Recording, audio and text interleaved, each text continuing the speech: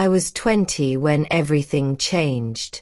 I wasn't forced into marriage, but I was persuaded. My aunt kept telling me it was the best choice for me.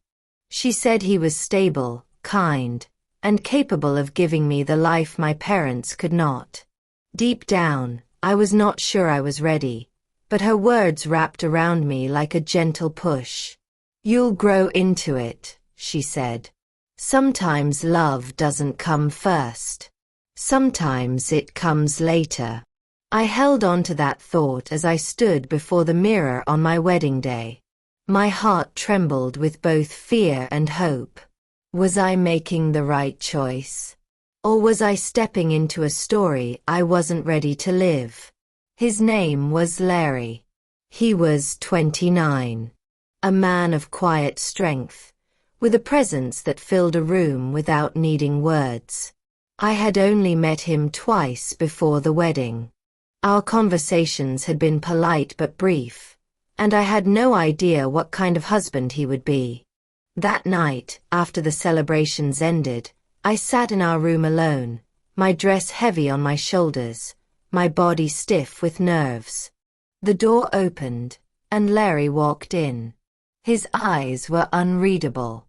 I braced myself for coldness, but instead he simply said, "You must be tired." He didn't move closer. He didn't demand. He simply placed a blanket at the edge of the bed. "You can rest. I'll sleep on the sofa tonight." Confusion filled me. I expected pressure, but instead there was distance. Respectful, yet distant.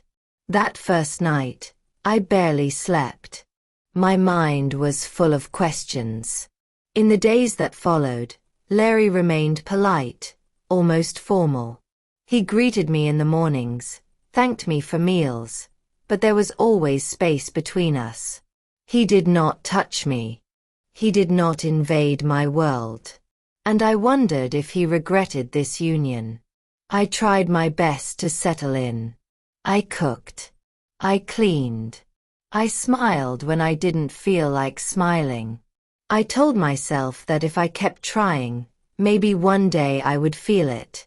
Maybe one day, love would bloom. One evening as I prepared tea, my hands shook from exhaustion. A cup slipped and shattered on the floor. The shards cut into my finger, blood dripping fast. I tried to hide it, embarrassed, but Larry walked in.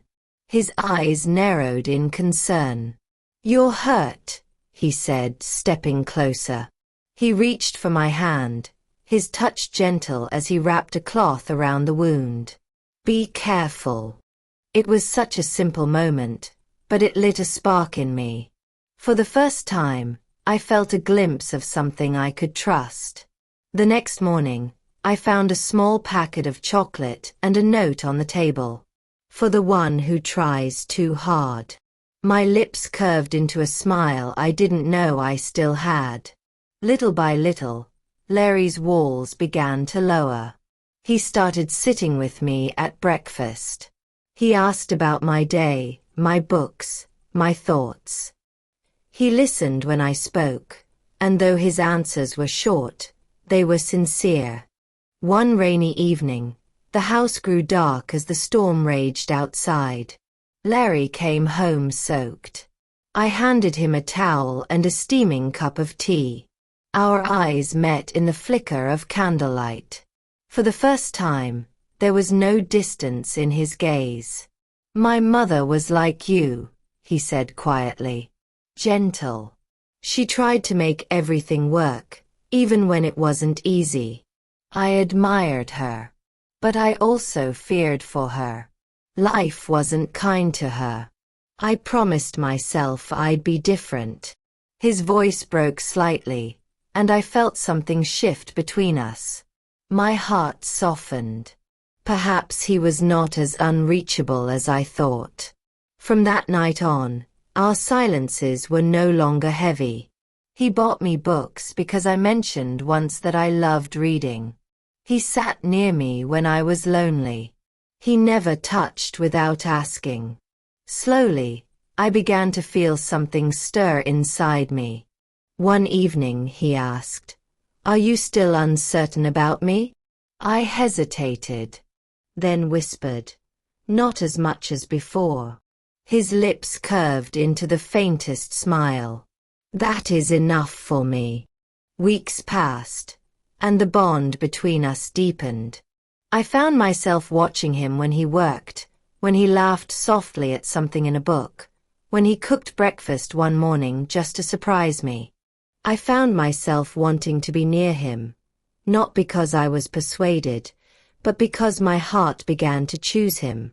Then one night, as rain fell softly outside, I couldn't sleep. I walked into the living room where he sat reading under a dim lamp. He looked up, startled. "Can't sleep?" he asked. I shook my head and, without thinking, sat beside him. The silence stretched. My heart raced. Slowly, I leaned against him. He froze, but then carefully, he wrapped an arm around me. It wasn't control. It wasn't demand. It was protection. And in that moment, I felt safe. I lifted my head, meeting his eyes.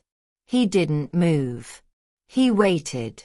And then, for the first time, I kissed him. That night, love wasn't loud.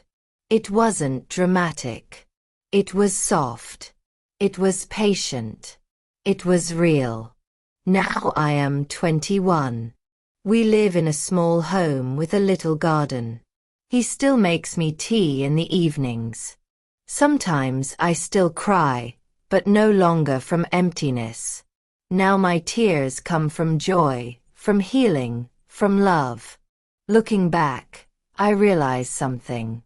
I wasn't forced into this life. I was persuaded. And though I doubted at first, though I struggled to feel it, in the end, love found its way to me.